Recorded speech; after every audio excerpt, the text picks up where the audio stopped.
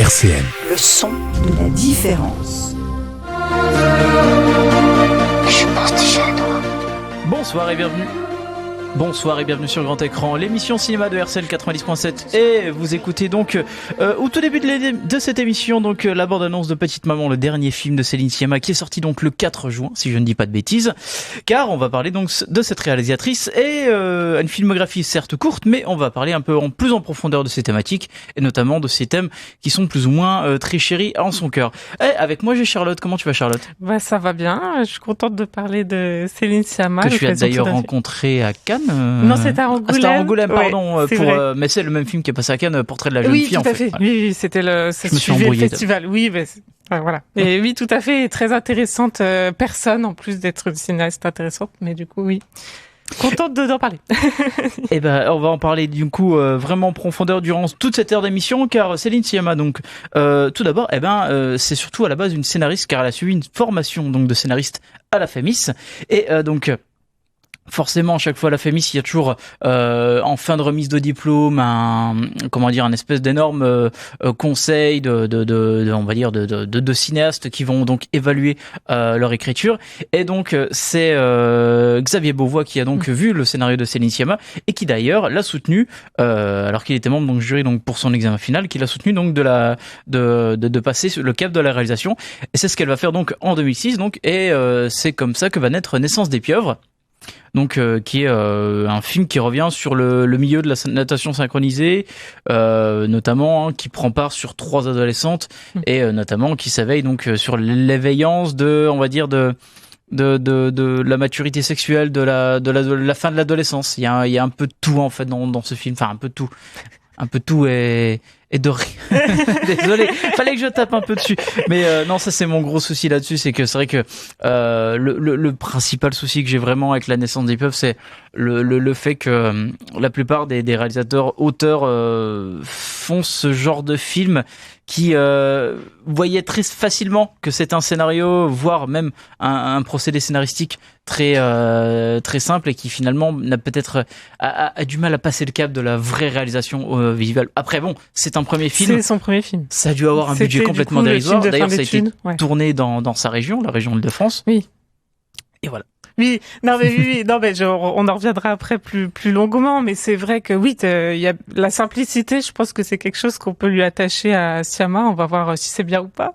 Mais oui, là effectivement, c'est un premier, donc ça pâtit de certains trucs de premier film. Et peut-être qu'il y a beaucoup de choses en un ou trop de zones floues, mais il y a des choses déjà très intéressantes et qu'on retrouvera dans ses autres films après, on en reparlera, mais moi j'ai bien aimé voir justement à l'orée de ses autres films d'après. Mais c'est vrai que donc La Naissance des pieuvres a tapé dans le regard du cinéma de Cannes, parce que finalement il a été présenté dans la section Un certain regard, donc en 2007. Pardonnez-moi ce petit accent bourgeois, on va dire ça comme ça. C'est un premier film qui esquisse déjà donc les prémices finalement de plusieurs thématiques de cette réalisatrice. Elle va même remporter le prix donc Louis Deluc pour ce film. Et finalement donc elle va devenir plus ou moins hype, on va dire ça comme ça, parce que finalement elle va quand même passer par pas mal de sujets à côté. Elle va notamment réaliser un des courts-métrages pour le programme 5 films contre l'homophobie, donc qui a été une série Canal+. Qui a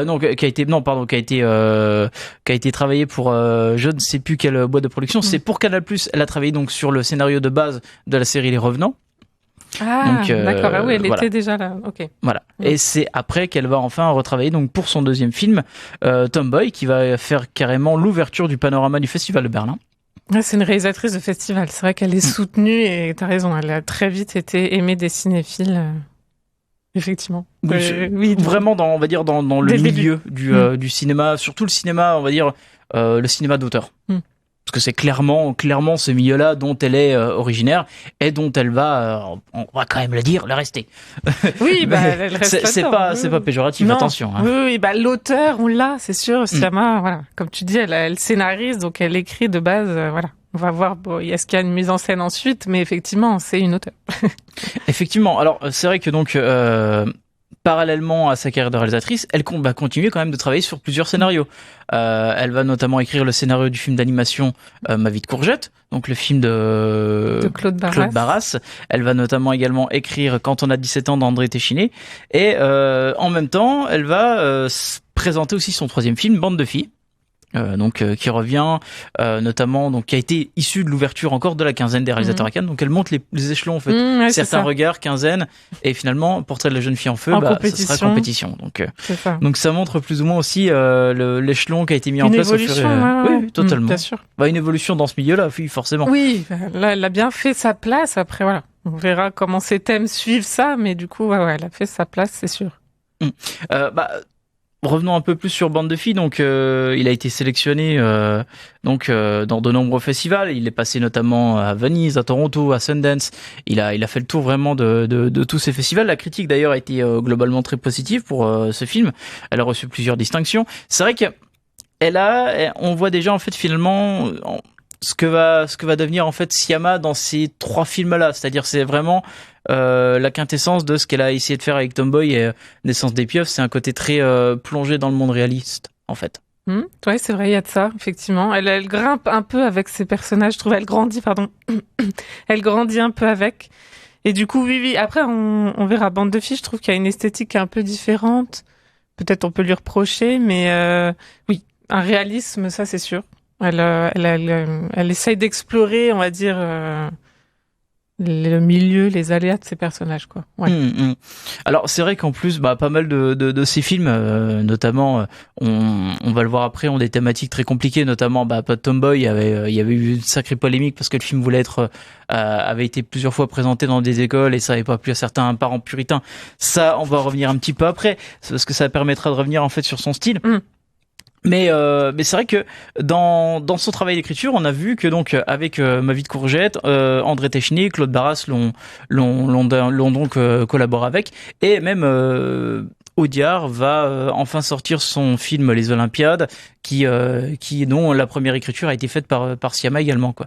Donc elle a quand même en fait un milieu aussi quand même qui est très orienté auteur dans sa globalité générale. C'est vrai que surtout Jacques Audiard, quoi, qui est quand même un mec un peu plus établi qu'elle à la base. C'est sûr, il est pas qui a un peu plus de bouteilles, voilà. Ouais. Est-ce que c'est justement moi ça m'a un peu surpris, Siama Audiard, pas toi, je sais pas, mais ce duo là, moi je les aurais pas forcément rapprochés. Après pourquoi pas, tu vois, je suis assez intriguée par ce qu'ils vont faire, mais je sais pas du tout c'est quoi le thème. Si je crois que c'est un quartier de Paris, les Olympiades, c'est pas ça. Alors les Olympiades, en fait, c'est dérivé d'une BD à la base qui a été, plusieurs tomes de BD qui ont été qui ont été plus ou moins réadaptés en fait par Audiard et Siama, parce que c'est vrai que je sais plus le nom de l'auteur, je sais plus du tout, j'ai pas trop fait de recherche sur ce film. Puis bon, il va sortir à Cannes là, donc on n'en sait pas grand chose, je pense. Oui, voilà. Je crois qu'il y a eu juste une seule image, je crois qu'il n'y a pas encore eu de bande-annonce souvent, ni rien. On sait pas, même Thierry Frémaux ne savait pas ce que c'était les Olympiades et pourquoi ce titre, donc c'était très drôle. Mais je crois que c'est un quartier, justement. Mais est-ce que Thierry Frémaux connaît vraiment le cinéma? C'est autre chose de... C'était pour le citer. Voilà, ça y est, c'est fait, du coup. Non, mais revenons donc pour Céline Sciamma. Donc elle poursuit en fait son exploration plus ou moins intime des troubles de la féminité dans la plupart de ses films. On en parlera un petit peu plus tard. C'est vraiment en 2019 que je pense sa carrière a pris un cap supplémentaire, surtout au niveau international, parce qu'elle revient donc avec la réalisation notamment donc de Portrait de la jeune fille en feu, qui est cette fois-ci un film d'époque en plus. C'est vrai, en costume. Contrairement aux autres, qui est un film qui se déroule dans un aspect contemporain. Ouais, contemporain très réaliste, on va dire, effectivement. Là, c'était costume, décor assez de château, quoi, grandiloquent, on va dire. Et surtout vraiment un côté très...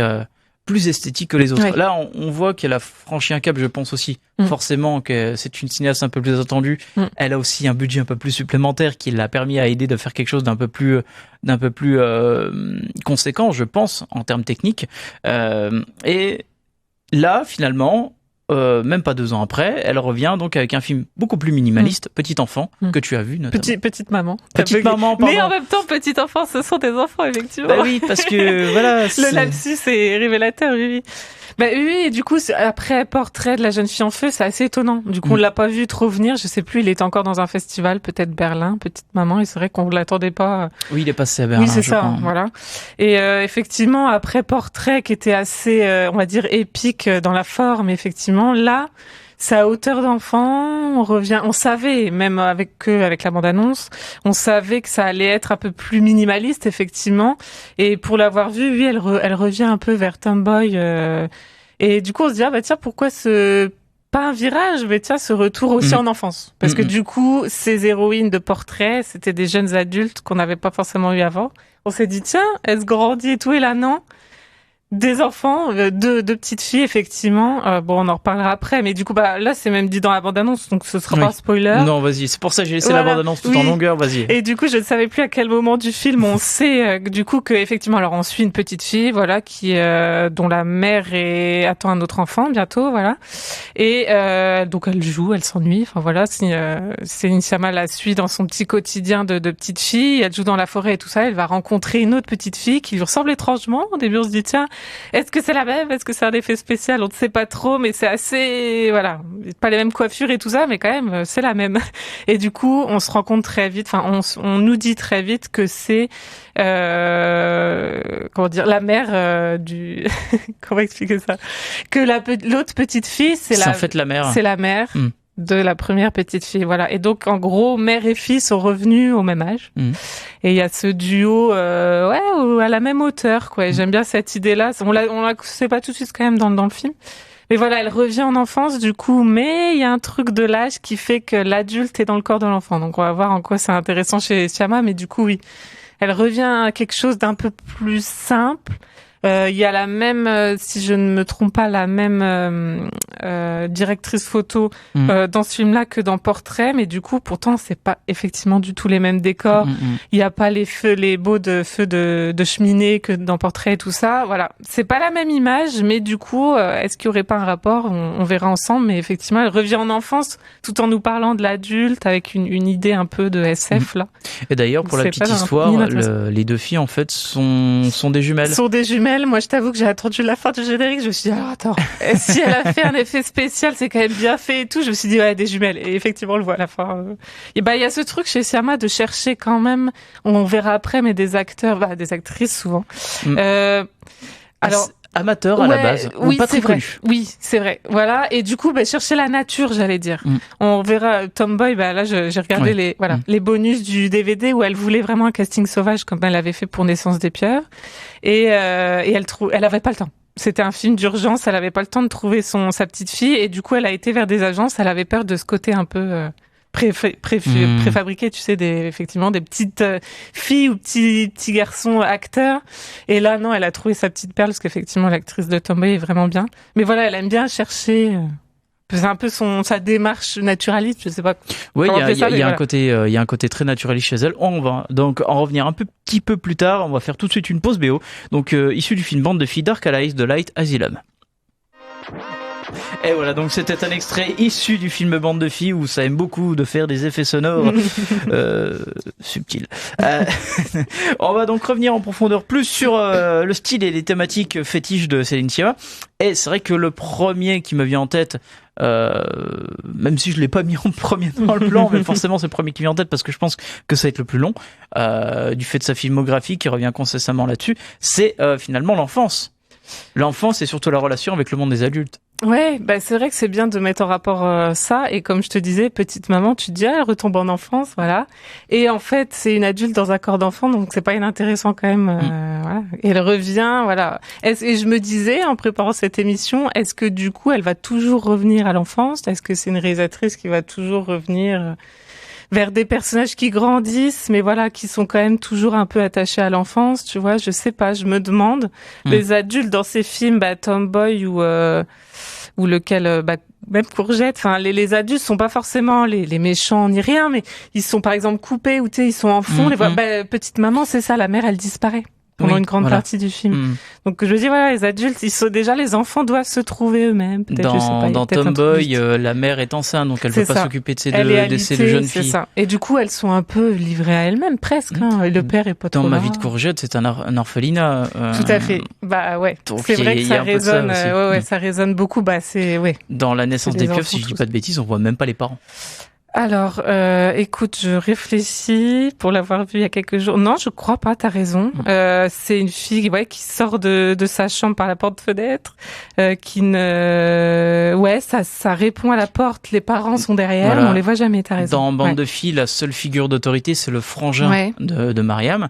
Donc il Mhm. n'y a pas vraiment Ouais. cette notion Oui, oui. protecteur, mais qui peut aussi forcément faire peur. Dans Ma vie de courgette, par exemple, l'histoire aussi un peu horrible de cette gamine qui finalement va être mis sous tutelle de sa tante, que sa tante en fait s'en fout d'elle et ne veut juste récupérer que les aides. Et donc il y a un côté très méfiant du monde des adultes, et finalement elle va découvrir la vraie protection par le biais en fait j'ai oublié le nom Du personnage du de policier. c'est Raymond. Oui, voilà. Le Et je me personnage de rappelle, Raymond. ça fait longtemps que je l'ai vu, du coup, ouais, même son métier, je sais plus s'il est policier, mais enfin, ouais, le protecteur, il arrive de l'extérieur, et effectivement. Mais oui, c'est, Courgette, c'est c'est un peu, C'est un policier, Raymond, voilà. oui, voilà, c'est un policier. Après, Courgette, oui, c'est son scénario. Donc c'est, coécrit avec, je crois, Claude Barras quand même. Mais on C'est peut pas retrouver que- quand même quelques similitudes avec bien son sûr. travail. Donc, Et justement, son c'est pas travail de inintéressant. réalisatrice. Oh, ouais, bien sûr, mais tu l'as dit, l'enfance, de toute façon, c'est au cœur, je crois, de chez elle, des gens des personnages, des personnages qui veulent grandir. Et il y a une scène peut-être un peu dans Naissance des pieuvres, un peu facile, je sais pas, mais bon, elle est marrante quand même, la jeune, une des ados, quoi, copine de l'héroïne qui vient au McDo, d'ailleurs, la vendeuse, c'est Céline Sciamma, petit caméo comme ça, Oui. quoi. Et elle veut un Happy Meal, mais non, elle est trop grande pour le Happy Meal. Mais bon, c'est un peu drôle, mais en même temps, non. Or, cette scène-là, il y a toujours un peu d'enfance. Et ouais, je me suis dit, en voyant Petite Maman, je me suis dit, est-ce qu'il y aura toujours un peu d'enfance? Peut-être. Je sais pas. En tout cas, elle voyage dans les âges. Je trouve que c'est une réalisatrice qui va montrer, la préadolescence, l'adolescence, les jeunes adultes, l'enfant, tout en ne coupant pas les frontières. Je sais pas comment dire, quoi. Et c'est assez intéressant de ce point de vue-là, je trouve. Oui, donc c'est vrai que c'est toujours quelque chose de très intéressant, la façon dont est mis en place la relation enfant et adulte. Surtout finalement, c'est les enfants qui sont plus protecteurs envers eux-mêmes que les adultes. Il y a un côté presque Spielberg en fait dans cette notion de réflexion, Ouais. d'une certaine manière. Enfin, surtout les anciens Spielberg, parce que Spielberg ne fait plus grand chose. Est-ce qu'il parle encore de l'enfance? Je sais plus. Tu sauras mieux que moi, mais. Encore ou pas? Justement, Je est-ce sais que pas. lui a abandonné l'enfance? Je viens de Ouais, c'est ça. réfléchir parce que le premier Eh truc oui. qui me vient en tête c'est Ready Player One et j'ai eu Voilà. une réminiscence façon guerre du Vietnam qui vient d'arriver en tête.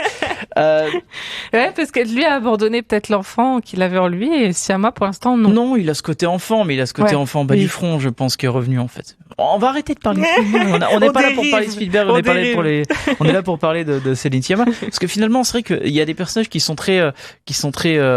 ont finalement une cicatrice derrière tout ça.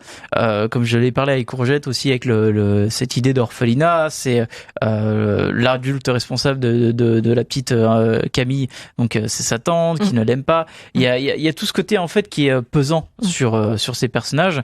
Et c'est vrai qu'elle a cette habitude aussi de les confronter face à leur propre ambiguïté. Alors sur les différentes ambiguïtés, il y a notamment dans l'adolescence. L'adolescence, c'est la découverte de soi, c'est la découverte, bien évidemment, de l'éclosion de la sexualité. C'est les premiers émois amoureux, c'est la découverte du corps aussi, et des désirs. Très important. Chose que l'on voit dans son premier film, La naissance des pieuvres. Chose que l'on voit en partie également dans Bande de filles, même si c'est un peu plus reculé, Ouais. quand même. Ça évolue, mais c'est vrai que t'as raison. Sexualité, effectivement, de toute façon, oui, ça parle de ça, bien sûr, mais je trouvais, du coup, tu vois, en revoyant ces films, ou même le dernier, le corps en tant que découverte et je suis qui, tu vois, le corps en tant que place aussi. Naissance des pieuvres, elle filme, c'est pas pour rien qu'elle choisit la natation synchronisée, tu vois, des corps en maillot de bain, forcément qui se jugent comme tu te juges quand t'es jeune et que tu te compares, la copine là qui est un peu plus enrobée que tu vois que sa copine, machin, qui est pas aussi belle qu'Adèle Haenel. Voilà, donc il y a tout ce jugement et je trouve qu'elle filme assez bien ça, les ballets chorégraphiés dans Naissance des pieuvres de manière un peu documentaire, tu vois, un peu pas. Je crois pas qu'il y ait de jugement. Ça les montre en train de se surluquer, garçon, fille, tu vois. Mais du coup, je trouve qu'il y a ce truc très pas organique dans le sens voyeur du tout. Je trouve qu'il y a ça, c'est chez Sciamma, ce truc d'observation. Du corps et bande de filles, il y a ça aussi et en regardant bien, il y a ça dans tous ces films. L'observation du corps est même quasiment un des thèmes principaux d'un de ces, peut-être du film qu'il a véritablement lancé au niveau international. Je parle bien évidemment de Portrait de la jeune fille en feu, qui revient vraiment sur cette histoire. En fait, une peintre qui est donc payée pour faire un portrait d'une jeune fille. C'est le titre du film. Mais c'est bien de le pitcher. Je viens de tilter, t'as vu? C'est incroyable comment c'est recherché. Et du coup, en fait, elle va donc la rejoindre et peindre un portrait officiel au début. Sauf que forcément, elle ne veut pas le faire parce qu'en fait, ce portrait correspond en fait au mariage programmé qu'elle a avec un mec. On ne verra jamais. En gros, c'est un mariage organisé, arrangé. Parce que les anciennes castes. Voilà, tout à fait, parce que c'est l'époque et le portrait sert d'acte de comment dire, de vente, de promotion de la jeune fille. C'est interprétée par Adèle Haenel. Voilà, donc la dot va arriver après. C'est ça. C'est un portrait qui est censé la vendre. Donc du coup, un portrait plein de conventions et de normes en fait. Et bien sûr, c'est le propos aussi du film. Du coup, le portrait va dériver en un truc un peu plus vrai que ce tableau qu'on voudrait sans fond, quoi. Donc, c'est surtout en fait qu'elle avait expliqué notamment qu'elle voulait faire un film d'amour avec une histoire totalement inventée. Donc elle va comme ça se permettre de se démarquer de ce qu'elle peut utiliser en termes de film d'époque et donc avancer une histoire d'amour entre deux jeunes femmes et qui avait finalement pour elle peu de films consacrés à l'amour, alors que ce sont souvent des grands films, des grands moments de l'histoire du cinéma et surtout en fait c'est le travail du regard. C'est un de ses autres thèmes très forts chez elle, dans aussi presque tous ses films, parce qu'elle a un point de vue, mais effectivement, dans ce film-là, ça commence par un regard. Noémie Merlan qui dit, je crois, peignez-moi, regardez-moi bien, parce qu'elle dit ça à ses modèles, elle est peintre, et du coup, elle a un atelier avec ses modèles, ses élèves. Et du coup, voilà, c'est la recherche du tableau et de la pose, et effectivement, c'est un film sur le regard, quoi. Je regarde l'autre, je la regarde pour bien la peindre. Jusqu'à la fin, elles vont se regarder. Le dernier plan, c'est un jeu de regard. Enfin, voilà. Et surtout que tu l'as interviewé, tu as parlé notamment de ça, sur l'idée en fait du chant contre chant. Et donc, si je peux me permettre, de ce qu'elle avait expliqué à tes propos. Bien c'était donc, elle explique effectivement. Donc, ce plan soulève plein de questions. C'est le dernier chant contre chant du film. Et pour le coup, on en revient à un personnage qui est regardé sans le savoir. La difficulté du plan, qui est aussi sa raison d'être, c'est que c'est un plan séquence de 2 minutes 50 et d'une grande complexité technique. Il s'agissait donc de s'approcher d'un visage, de faire le point dans un théâtre à l'italienne, en demandant une très grosse performance à l'actrice, parce que finalement, en fait, tout était chorégraphié. En fait, ça correspondait par rapport à un morceau, donc que l'on va entendre d'ailleurs sur la prochaine pause après du Concerto Summer de Vivaldi. Et donc à tel moment où la musique prend son envol, prend son émotion, c'est le moment où donc le personnage d'Adèle Haenel doit fondre en larmes tout en regardant le concert et non plus le personnage de Noémie Merlan. Oui, elle ne voit pas Adèle Haenel, ne voit pas Noémie Merlan, qui la voit. Voilà, c'est ça. C'est tout un truc sur ça, et c'est vrai que c'est un sous-texte, limite clairement lisible de cinéaste et tu vois, sur le regard, quoi. Céline Sciamma avait parlé aussi beaucoup de ça, du fait que de regarder ses actrices, regarder ses personnages, et le cinéaste c'est quelqu'un qui regarde, qui montre aussi. Donc c'est pas inintéressant. Après, c'est pas qu'un film de sous-texte, parce que pour moi, pour le coup, par exemple, ce plan de fin est très beau et c'est un morceau de musique limite qui suit toutes ses émotions, celles qu'elle a pu avoir avant, celles qu'elle aura après. Enfin voilà, ces deux personnages qui se sont aidés mutuellement en plus de s'aimer, quoi. Et petite parenthèse que Céline Sciamma avait cité comme référence, on pourrait croire que non, c'est que des références un peu intello, tu vois, ou auteur. Elle avait cité Titanic, du coup, et ces deux personnages-là, pour moi, c'est très flagrant parce que du coup Rose et Jack dans Titanic s'aident et s'entraident pour au final, Jack meurt pour laisser libre Rose, on va dire, tu vois. C'est vraiment aussi un beau portrait de femme, Titanic. Et là, je trouvais qu'il y avait aussi ce parallèle de, en fait, elles se sont connues. C'est une rencontre qui a eu une fin, mais du coup, voilà, qui a élevé le dernier personnage. J'ai trouvé ça très beau, ce rapport de... C'est pas totalement étonnant, parce qu'elle a quand même une certaine culture du cinéma américain. Pour une revue américaine, en fait, comme pour beaucoup de cinéastes, ils leur demandent de faire un top 100 films. Elle avait notamment cité pas mal de réalisateurs américains, mais aussi beaucoup de productions américaines. Alors, il y avait notamment 2 fois Spielberg, il y avait 2 fois Verhoeven aussi. Tu vois, comme quoi. Ouais. C'est pas forcément uniquement ancré dans un truc très très précis. Et c'est vrai que l'idée même du regard, et ça montre aussi la volonté, elle, de montrer le regard féminin. La théorie donc du female gaze, donc le regard féminin, qui est un peu le contre-penchant du male gaze, donc le regard masculin, qui est les théories américaines. Enfin, bon, c'est sur le regard, la façon comment on travaille le regard féminin et comment on travaille le regard masculin. Et c'est vrai qu'en fait, elle a ce côté-là, en fait, pour montrer finalement aussi le vrai point de vue féminin, je pense, ce que peut manquer peut-être par certains autres films, peut-être uniquement pensés par des réalisateurs masculins, je ne sais pas, mais c'est une théorie comme une autre. Mais c'est vrai qu'elle a ce vrai travail de regard, en fait. Oui, après, je sais pas, tu vois, si c'est un vrai regard, le vrai regard, parce qu'il y a des femmes qui vont pas aimer, tu vois, c'est pas, oui, mais je vois ce que tu veux dire. Et puis après, c'est des notions, théoriques qui arrivent là, puis qui ont cours aussi en ce moment dans les idées d'aujourd'hui, quoi. Mais c'est vrai que oui, c'est pas inintéressant. De toute façon, ces personnages sont pour le coup toujours des femmes. Il y a aussi des hommes, mais c'est vrai que donc du coup, forcément, c'est une femme, donc forcément, voilà. Oui, parce que t'as raison d'appuyer ce regard. C'est l'une de ces thématiques aussi très présentes dans tous ces films. C'est surtout la difficulté, en fait, pour que ce soit les filles, ou les jeunes filles, ou les femmes, de trouver une place dans la société. Oui, et je crois que ça lui importe beaucoup. C'est quasiment tout le film, en fait. Oui, t'as raison. Le titre le montre bien. Effectivement, bande de filles, comment t'es fille dans une société. C'est dans Tomboy aussi, effectivement, ce genre de choses. Après, voilà, je pense que Siama, c'est tellement trop simple de dire féministe. Mais là, de toute façon, c'est des personnages de femmes. On a parlé de corps, donc elles sont ancrées dans un cadre qui est la société. Voilà, ça peut être un peu passé pour le portrait de la jeune fille en feu ou contemporain. Mais du coup, c'est forcément un corps de femme dans un monde. Donc, ça amène des choses. Après, c'est vrai qu'on pourrait parler d'autres choses et tout. Mais elle, ce qui l'importe, c'est quand même de filmer ces corps-là entre elles ou par rapport aux autres. Donc forcément, il y a des choses qui se jouent et des regards mais alors, après voilà, c'est jamais je sais pas comment dire, c'est jamais facile, c'est toujours très juste. Moi je trouve alors ça peut ne pas parler à tout le monde, mais en tout cas, elle a son regard qu'elle assume, elle regarde droit dans les yeux, je crois, ces personnages, tu vois. Enfin, Tomboy, elle a, pour l'avoir revu là, il y a ce truc diffus mais même pas que une femme, si tu veux, dans le monde, aussi les hommes, les hommes, du coup, là, c'est des enfants, mais même dès l'enfance, c'est les garçons qui jouent ensemble au foot. Ah non, t'es une fille, tu peux pas jouer. Ça, c'est le cliché qu'il y a depuis c'est le toujours, cliché habituel, tu vois, voilà. mais c'est ça, et qui n'a pas évolué, c'est vrai, et c'est pas de dire, c'est pas bien, machin, mais ça, c'est des trucs diffus qui a encore beaucoup, donc elle capte ça très bien. Comme peut le faire un Keshish aussi, mais tu vois, pas forcément, lui, il va peut-être pas comparer, il va parler des jeunes, par exemple. Moi, je pense à Keshish parce qu'il y a ce truc de capter des choses naturelles. Et dans Bande de filles, je pense qu'elle veut casser un peu cette habitude en montrant le début avec les personnages féminins, donc jouant au foot américain. Ouais. Et après, c'est une anecdote parce qu'elle est fan de la série Friday Night Light, qui est une série qui se déroule sur le foot américain. Et c'est un peu faire référence là-dessus, en fait. Ah, d'accord, je savais pas. Et tu vois, c'est très bien que t'en parles. J'ai fait des recherches. Oui, bien, bravo. Alors, en même temps, t'es présentateur, il faut. C'est mon travail. Mais du coup, j'aime beaucoup cette scène d'ouverture. C'est cool que tu la cites.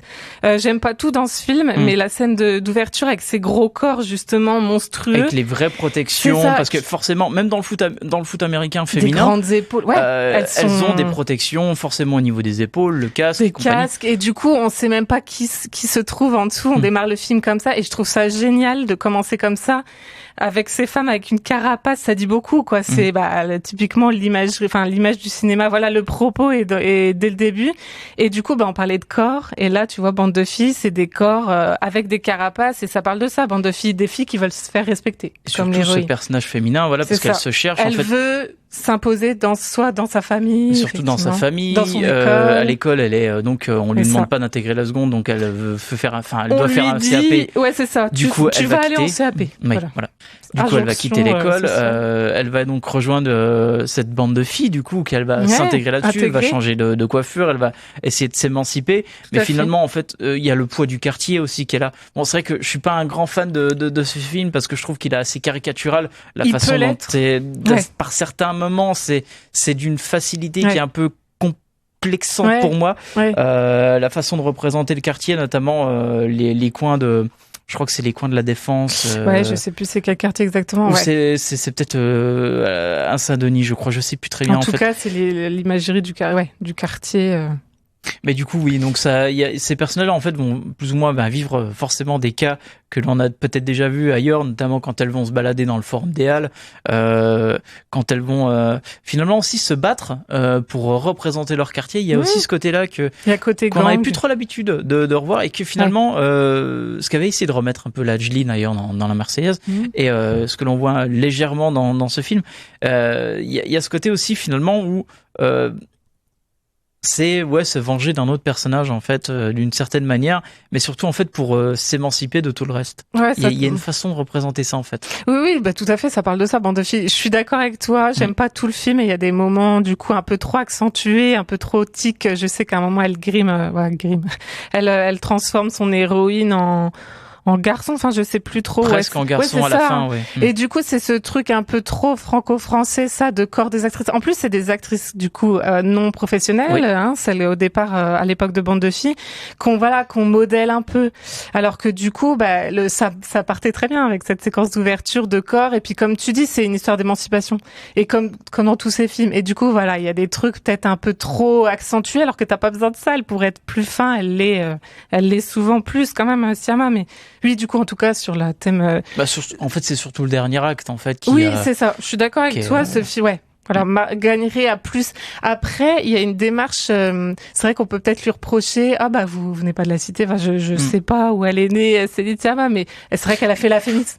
Voilà. Elle vit à Pontoise. Son papa était directeur d'une école de design. Non, je sais pas. Je pense pas qu'elle a fait l'école. Non, mais voilà. Et puis effectivement, elle sort de la Févis. Donc tu peux te dire, voilà, ça a un point de vue extérieur. Mais moi, je me rappelle de sa promotion du film à l'époque, et elle avait dit qu'elle avait vraiment une démarche sociologique par rapport à ces filles black qu'elle voyait dans la rue, dans le métro, en bande, tout le temps en bande. Elle fait quand même des recherches, longues recherches sur ces films. Donc peut-être on peut lui reprocher, qui seront les pouces quand même non plus. Mais c'est vrai qu'elle avait pas trop eu le temps par rapport à la production de ce film de rester plusieurs mois dans les quartiers de la Défense. Donc voilà, on peut peut-être lui reprocher voilà. Après c'est dans l'écriture aussi, donc. Ouais, mais bien sûr, non, des personnages tout à fait, mais en tout cas oui, s'intégrer et appartenir à une bande et tout, on l'a aussi dans Tomboy, où la petite du coup. Venons sur Tomboy, parce que finalement c'est aussi l'un des thèmes aussi qui est très très présent dans ces films, car c'est sur la recherche d'identité, notamment sur le traitement du genre, et forcément l'ouverture plus ou moins à l'homosexualité, c'est ce que l'on voit dans La naissance des pieuvres déjà. Mais c'est vrai que Tomboy, ça revient sur un cas beaucoup plus jeune en fait aussi, parce que finalement donc alors pour revenir sur l'histoire du film, l'histoire est un petit peu complexe. Donc c'est l'histoire de Laure, qui est une fille de 10 ans, qui est véritablement un garçon manqué dans son attitude, dans la façon de s'habiller, et donc elle s'installe dans une nouvelle ville avec ses parents et sa jeune sœur au cours des vacances d'été, et en fait va à la première rencontre forcément avec des jeunes du coin, des jeunes du quartier, et là elle va se faire passer finalement pour un garçon. Elle profite qu'on lui dise t'es nouveau dans le quartier, là, Lisa, je crois qu'elle s'appelle. Comme elle a les cheveux courts, comme forcément son corps n'est pas développé, donc on va la prendre tout de suite pour un garçon, et donc elle va se faire appeler Michael. C'est ça, elle fait et c'est vrai que c'est assez comment dire, fallait oser, dans le sens de montrer ça, mais aussi simplement aussi, tu dis histoire complexe. Pas forcément, parce que ça remue des choses. Les enfants, ils aiment jouer, ils aiment mentir. C'est vrai qu'ils s'inventent des rôles, ils jouent, tu vois. On joue à la poupée, voilà, on joue au foot, on joue en bande. Mais c'est vrai que là, il y a des choses à la fois très pointues dans ce que ça bouleverse chez cette petite surtout les fille. conséquences à la fin, en fait.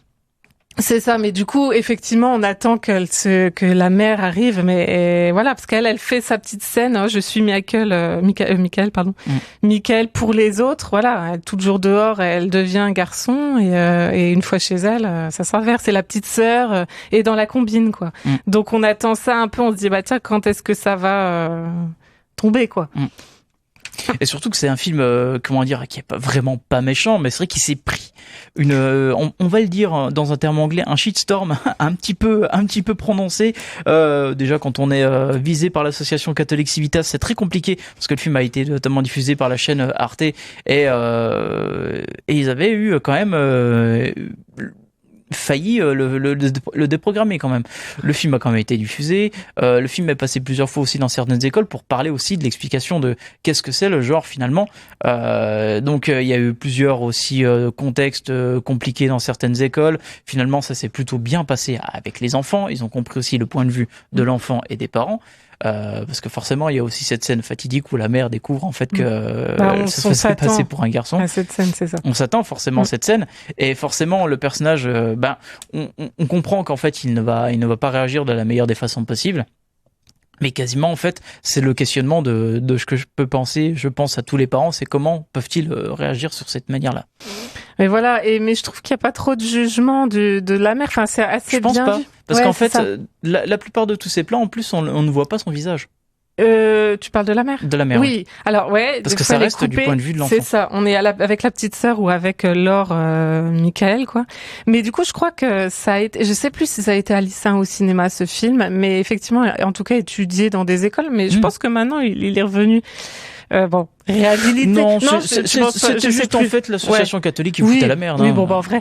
Et en vrai, comme tu dis, il y a tellement pas, et c'est tellement pas un film de polémique, et je crois qu'effectivement, là, pour avoir écouté les bonus, si vous avez le DVD chez vous, les bonus du DVD de Tomboy, Céline Sciamma, du coup, elle parle de ses démarches et tout ça, et qu'est-ce que je voulais dire? Je me suis perdue. Oui, non, alors, c'est sûr que toutes les petites filles se prennent pas pour un garçon, même les petites filles, garçons manqués, voilà. Donc, c'est très particulier comme histoire. Mais en vrai, ça, c'est la force de Céline Sciamma dans tous ses films. Je trouve ça va vers une universalité, tu vois. Et pour moi, effectivement, t'as raison. On peut parler de genre, de quelqu'un qui se cherche, parce que on sait pas ce qu'elle va devenir après, ça se cherche. Effectivement, il y a les prémices de plein de choses. Elle a l'air d'avoir des sentiments, elle a des sentiments pour une autre petite fille. Mais en vrai, plus que le genre, qui est un peu une notion convenue maintenant, un peu malhabile des fois, je trouve que ça parle d'identité, en fait. D'une petite fille, qui veut se fringuer en garçon. Alors peut-être qu'après, elle aimera des filles, tu vois, mais bon, peu importe. Et ça se termine par je m'appelle Laure, c'est vrai que, tu vois. Elle reprend son vrai prénom à la fin. La relation qu'elle a avec l'autre actrice, la petite actrice, je sais plus comment elle s'appelle. Je crois que c'est Lisa dans le film. Lisa, voilà, qui est campée par Jeanne Disson. C'est surtout elle, en fait, qui va vers donc Michael Laure. C'est ça. Et pas non, Michael. C'est pas tellement. Donc effectivement, parce il y a des elle a pas encore cette découverte de la sexualité, du désir. C'est trop tôt pour parler de ça. Je pense après, effectivement, on peut l'imaginer, mais du coup, c'est plus vraiment un film d'identité, en fait. Et c'est pour ça que c'est beau de le montrer dans des écoles. L'idée même de l'identité, et pas l'idée même de la révélation. Non, d'un point de vue sexuel. Mais non, pas du tout. Et peut-être plus dans Naissance des fièvres, effectivement, des pieuvres. Mais Tomboy, c'est beau à montrer, je trouve, pour qui je suis, qui je veux être, en fait. Tout simplement, me jugez pas. Et il n'y a pas de jugement des parents. Par exemple, le père très aimant, la mère aussi, même si on la voit pas beaucoup, elle est là, la petite sœur qui comprend, une espèce de petite sœur déjà grande. Il y a cette scène qui est assez bien tenue. Donc quand elle se fait punir parce qu'elle a compris que donc elle joue un rôle masculin dans le quartier. La mère va déjà à la base mal le prendre parce qu'elle va finalement dire que on est donc dans un contexte où elle s'est battue avec un autre enfant, donc forcément c'est déjà pas plaisant sur elle. Et en fait donc elle va voir les autres familles, elle va lui dire change-toi, elle va lui mettre une robe. Et c'est vrai que là en fait c'est l'autorité qui revient dessus. C'est l'autorité facile, déconvenance. Et c'est la première fois où on voit un déchirement entre membres de la même famille. C'est vrai. Et la seule fois, c'est le coup où il y a la petite sœur qui comprend la détresse, en fait. Là, du coup, il y a la caméra qui se concentre vraiment sur elle. Et je trouvais ça vraiment le truc. Ça y est, enfin, il y a quelque chose de, on va pas dire de vraiment intéressant, mais vraiment mis en place sur ce contexte-là. Une vraie compréhension de la petite qui a 5 ans, alors que Laure a 10 ans. Mais ouais, moi je trouve que c'est son film le plus juste, parce qu'elle a capté un truc d'une découverte de soi. Mais tu vois, qui peut parler à tout le monde sans qu'on soit, voilà, tu vois, dans le même cas, quoi. Et Portrait de la jeune fille en feu, ça parle aussi des conventions. Oui. Tu vois, des conventions, Tomboy, c'est qu'on a presque tous en nous, tu vois, on joue pas au foot, t'es une fille, tu vois. C'est des choses, et bon, Portrait, c'est plus des conventions d'avant, mais forcément, enfin. il y a des conventions, il y a aussi forcément de l'inspiration de sa propre vie à Céline Sciamma, je pense, parce que forcément, c'est une auteure qui va s'inspirer de pas mal de choses qu'elle a peut-être vécues ou qu'elle a peut-être vues aussi, parce qu'on n'est pas là pour juger sur sa vie privée. C'est vrai qu'elle est sortie notamment avec Adèle Haenel il y a quelques années. On sait des choses sur sa vie, voilà. On sait que c'est pas un élément moteur dans tous ces films. Non, et puis peut-être qu'elle parle, et je suis pas sûre, tu vois, qu'elle parle toujours des mêmes choses. En tout cas, on sait, oui, comme tu dis, on sait, voilà, qu'elle était en couple avec telle personne et tout, mais du coup, c'est pas quelqu'un qui va, si, forcément, elle va peut-être parler d'elle et de choses qu'il a normales, quoi, comme tous les réalisateurs. C'est pas ultra conventionnel comme pas mal d'autres films, ou même, il y a même une catégorie de genre, on appelle ça les queer films et compagnie. C'est pas des films catalogués là-dessus, non. Quoi, en fait. Et on peut pas dire, mais les films de Sciamma, c'est que pour les filles, tellement pas. Exactement. On le dit pas ici, mais c'est pas le but. On va faire une petite pause BO, donc, issue du film Portrait de la jeune fille en feu, donc, le Summer Concerto de Vivaldi, en version un peu plus courte quand même. Et voilà, donc c'était un extrait issu du film Portrait de la jeune fille en feu, un morceau de Vivaldi. Du coup, enfin, c'est pas Vivaldi qui l'a composé. Enfin, ici, il l'a composé, mais c'est pas lui qui l'a joué. Hein. Ouais, en tout cas, c'est un plan formidable. Tellement bien à réentendre. Comme on en a parlé, plan séquence de 2 minutes 30. 50. Ouais, à peu près 3 minutes presque. Pas mal. C'est un long plan séquence. Ouais, très beau, de là pour le coup, vraiment une image de cinéma, c'était fou de voir ça. Et finalement, ça va être la question qu'on va bien enchaîner. Donc, que retient-on le plus chez Céline Sciamma? Charlotte, c'est à toi. Question complexe, Roland, quand même, je ne sais pas. Non, peut-être pour faire une conclusion, on a dit pas mal de choses là.